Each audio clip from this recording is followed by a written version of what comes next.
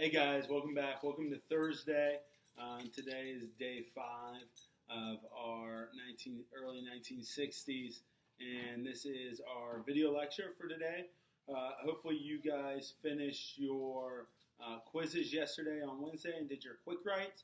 If not, make sure you're getting that done. Make sure you're going back through and finishing those. Tomorrow you'll have your second vocab quiz on Friday, and you will also have a quick write tomorrow.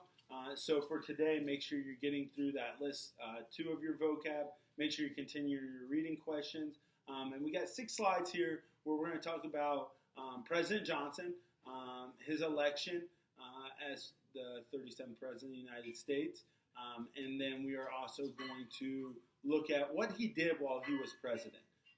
So some of the actions he did, who he was looking to help, how he was going to continue this great society. All right. So first, get out your notes and let's look at that election versus Barry Goldwater that we left off with last time. So Johnson wins by a landslide, and this shouldn't be a surprise, as we talked about. Barry Goldwater, the Republican from Arizona, was extremely radical. All right. And so a lot of people didn't agree with what he was saying. He wasn't a moderate Republican. He was an extreme Republican. The campaign quickly turned nasty between Johnson and Goldwater. Opponents portrayed Goldwater as a reckless extremist who, if elected, would, 1, abolish Social Security, so something that helps people of old age, retirement benefits, disability benefits.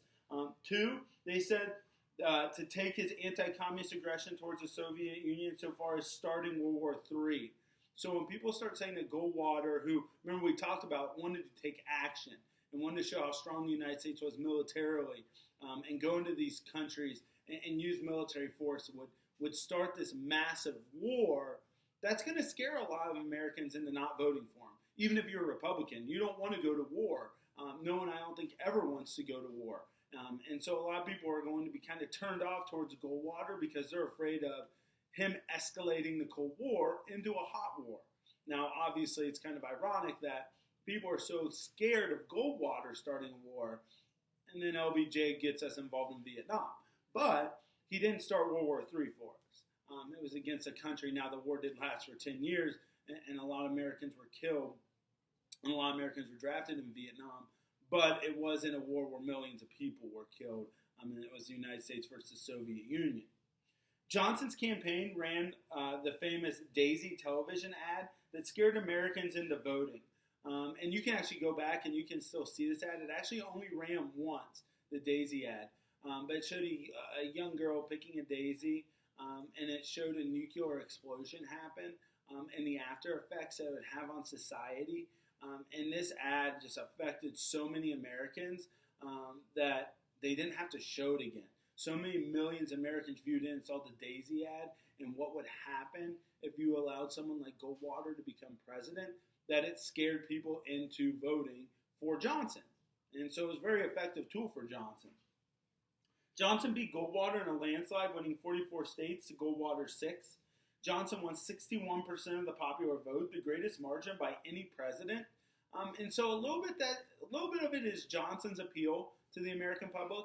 A little bit is the sentiment of he was JFK's vice president, right? So a lot of people are just voting for Johnson because they associate him with JFK. They really like JFK. They would have voted for JFK again if he would have been the person running as a Democratic nominee. And so they have this strong connection to Johnson because of his ties with JFK. The election gave rise to 2 developments. 1, the modern conservative movement, and 2, the political transformation of the South. The South switches from being Southern Democrats to voting Republican. And it happens after this election, and as I talked about, because of what Goldwater talked about. Goldwater wants people to make the decisions. So you got to think in the South, think about segregation and Jim Crow laws. That's appealing to them.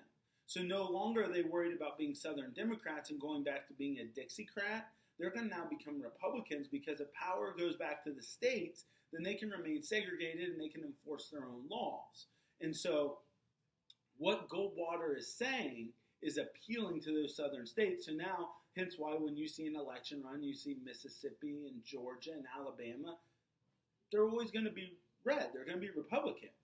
And the reason being is because of the 1964 election and what happened between Goldwater and Johnson.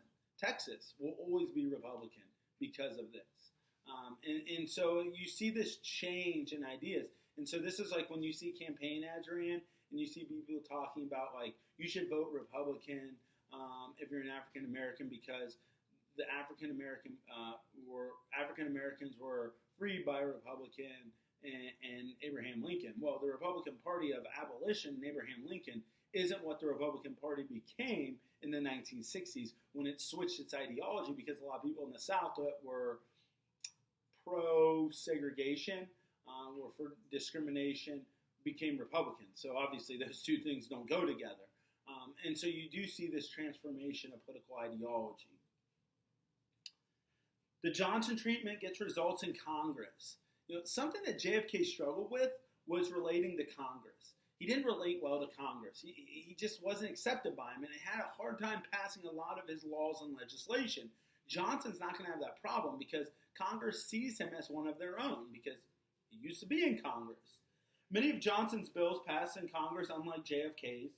Having served in Congress for more than 2 decades, Johnson knew how to deal with legislators. He knew he needed to pump their ego, make them be the ones that create the bills, make sure their names are on it because what's the most important for a congressman? To get reelected and to move up through politics, right? The president's already reached the pinnacle. So if their name's on it, that's great. They're always going to sign that bill. But it doesn't have to be made by the president. It might be the president's ideas, but then he gives those ideas to a congressman. That congressman will then run with it, which will help build their reputation and will help promote them through the political ranks. And so Johnson understood that. He has nothing else to gain. He has reached the mountaintop. But these people in Congress want to be him one day. And so he works with them and allows their ideas to be his ideas. And that helps them kind of all work together and all be more in unison. He praised Congress publicly and sought their advice on many areas of their expertise. He also returned their calls, and that was something JFK didn't do. JFK just wouldn't return calls to congressmen, the House, or the Senate because he thought he was above them. Johnson calls him back, talks to him, and that opens up that relationship, that working relationship. That's a relationship we may need more of right now in our Congress, is the executive and the legislative working better together because you can help pass bills easier. And that's what we like to call bipartisanship, when the two parties are working together to help further our country. All right. The treatment, along with the Democrat-controlled Congress after the 1965 midterm elections, helped Johnson compile an extraordinary legislative record. He's one of the most successful presidents in getting legislation passed because not only were Democrats the majority, well, that helps when your party is also the party in Congress, but they just generally liked him.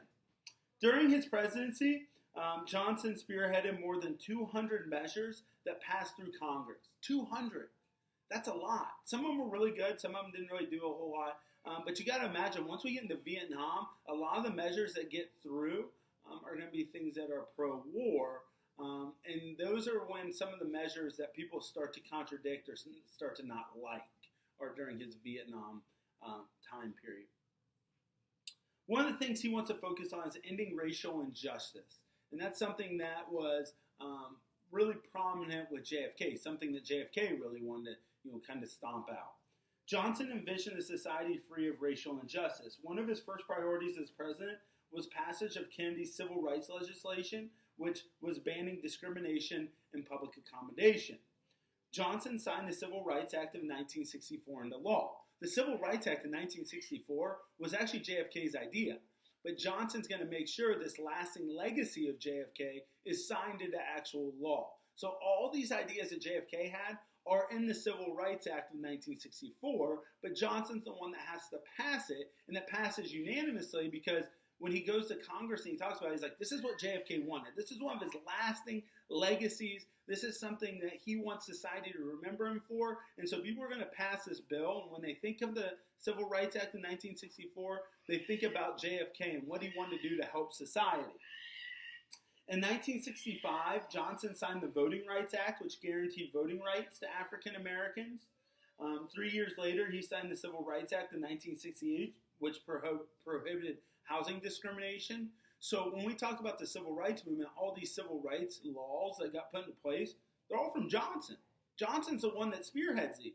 And it helps the civil rights movement because you have people like Dr. Martin Luther King Jr. during this time period that's very influential, that works with LBJ. You obviously have the bus boycotts, the sit-ins, but you have this movement going on, and at the same time, you have Johnson passing all this legislation to back and show support for the civil rights movement. These laws helped move the country toward Johnson's vision of a colorblind society. Johnson wanted a society where people no longer identified each other based on their skin color, but people became colorblind and just saw each other as a person and for their qualities and their traits.